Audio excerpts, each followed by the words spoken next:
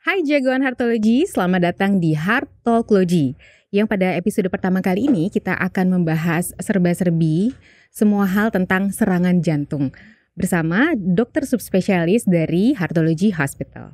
Saya Dr. Ayu Amalia, ini dia Heart Talk Logy.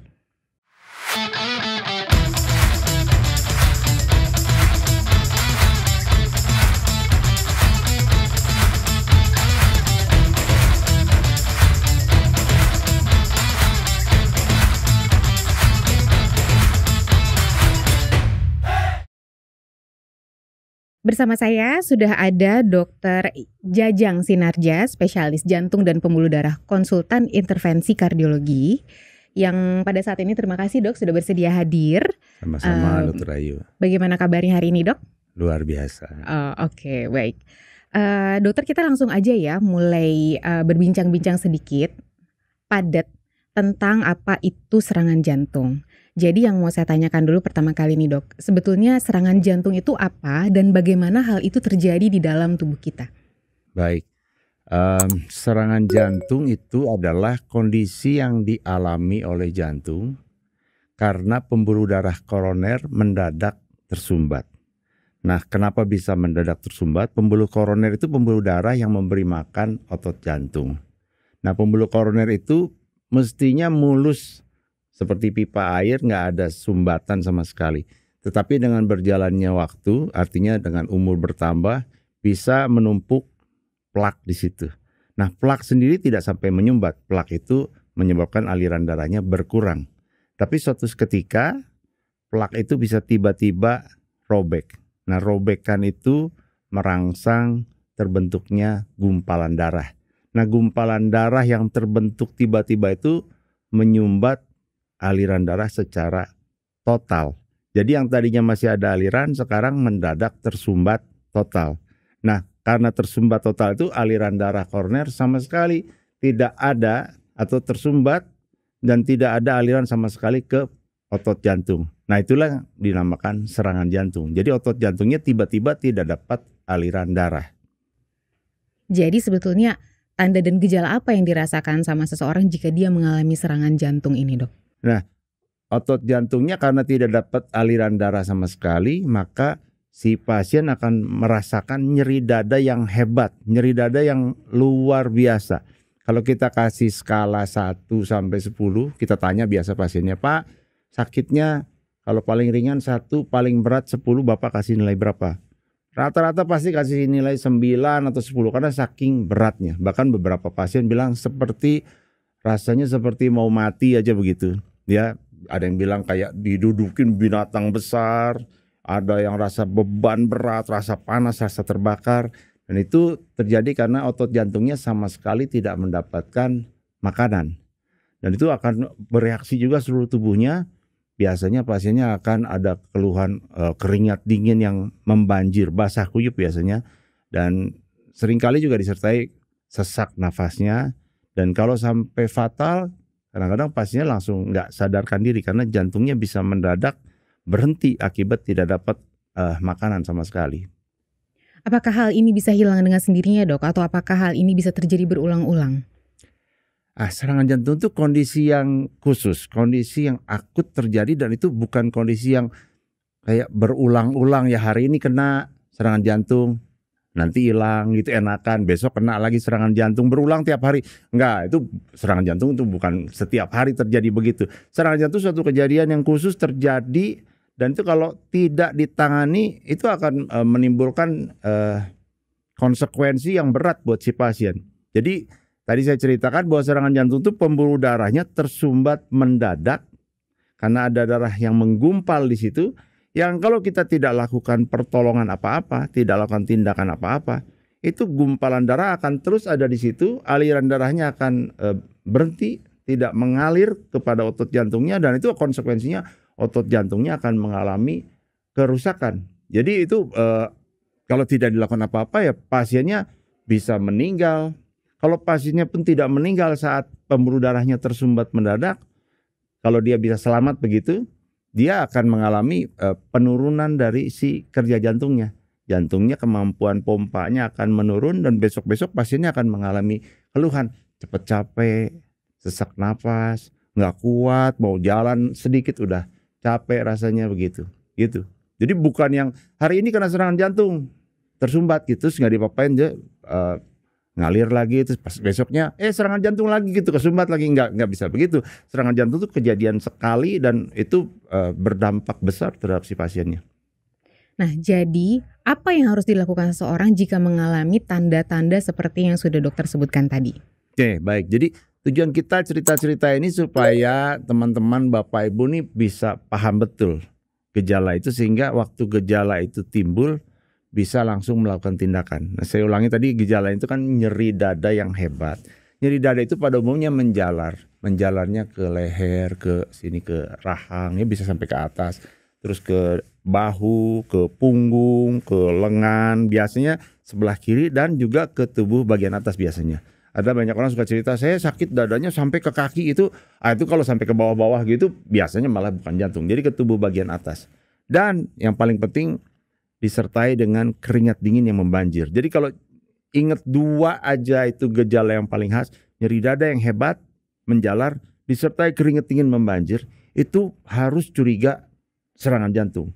Dan ketika mengalami gejala yang seperti itu, yang pertama jangan ada penundaan.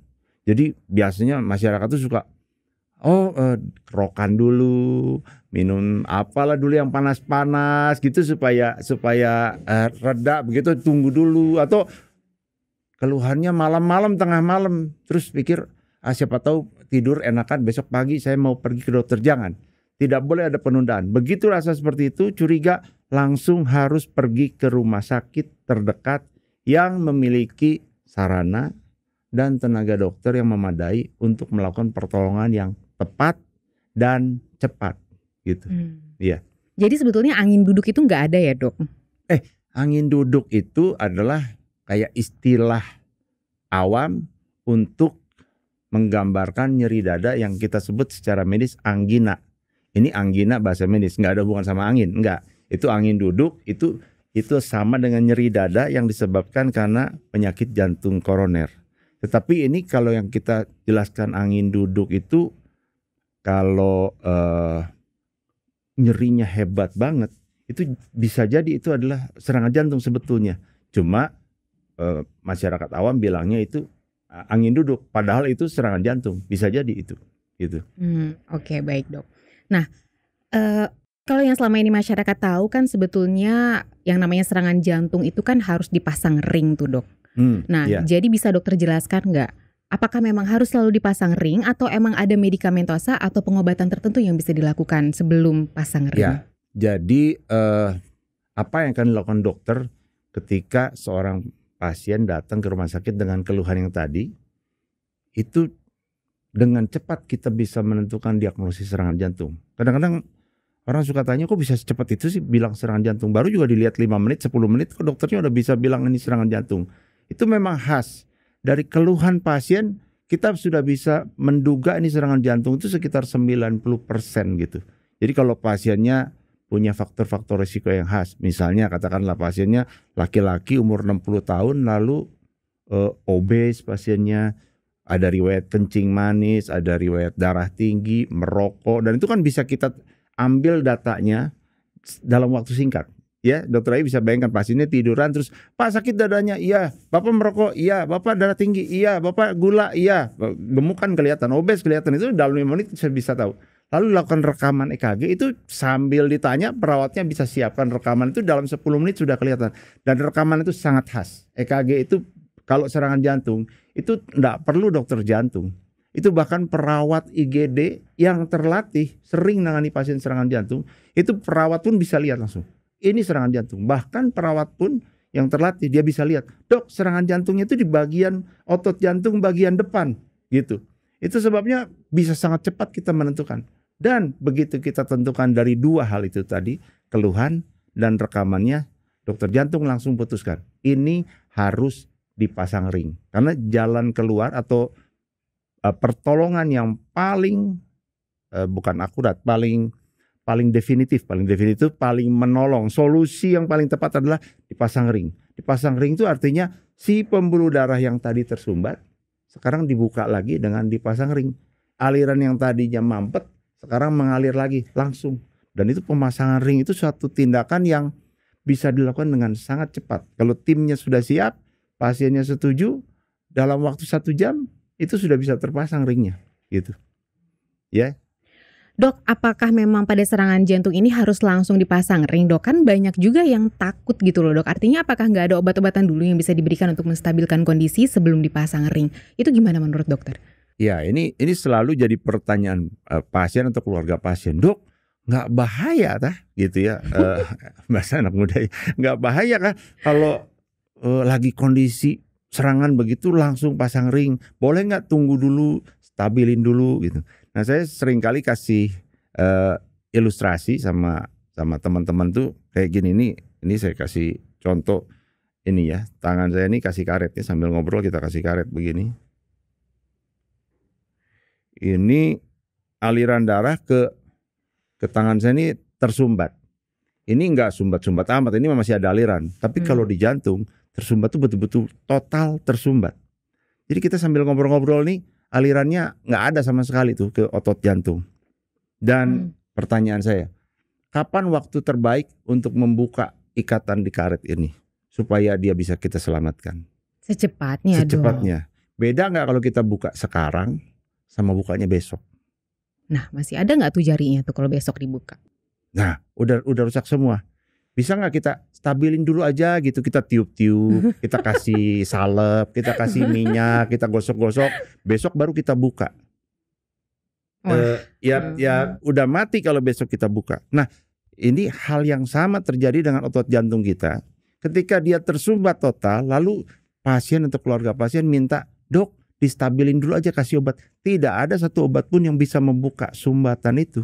Jadi apapun yang kita kerjakan, distabilkan di apapun juga, kita cuma membiarkan pembuluh darahnya tetap tersumbat sampai besok atau sampai lusa atau sampai 3 hari lagi sampai pasiennya merasa siap untuk dibuka.